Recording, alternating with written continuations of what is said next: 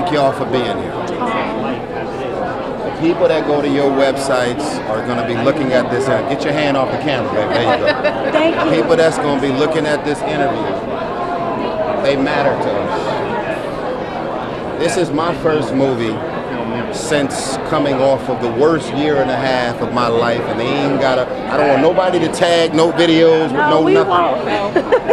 But I want y'all to understand that not only did God hold me out for me to do my first movie, but he thrusted me into this being my first movie because he knows that my moral compass represents this exact thing. Right. I am not a work-for-hire actor in this movie.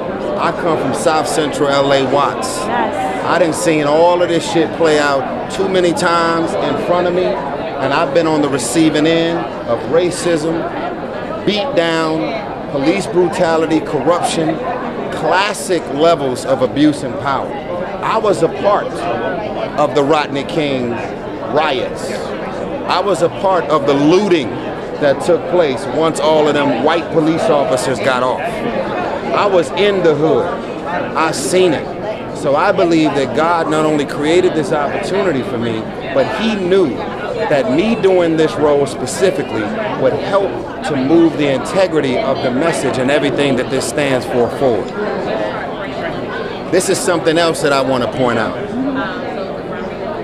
Everybody knows that probably one of the most legendary beatdowns of and level of police corruption that's ever been caught on camera was the Rodney King beat. But y'all gotta remember that no body cam caught footage of what those police officers did to Rodney King.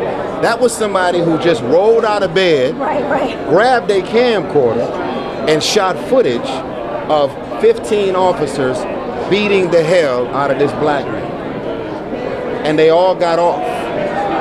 Since then, skip years later, we got all of this footage that continues to pop up from the body cam of drugs being planted, police corruption, abuse and power, and everything about this movie represents exactly what's going on. So the question becomes, why did I do it? Because of everything I just explained. And then I want to say to all of the police officers, men and women in the military,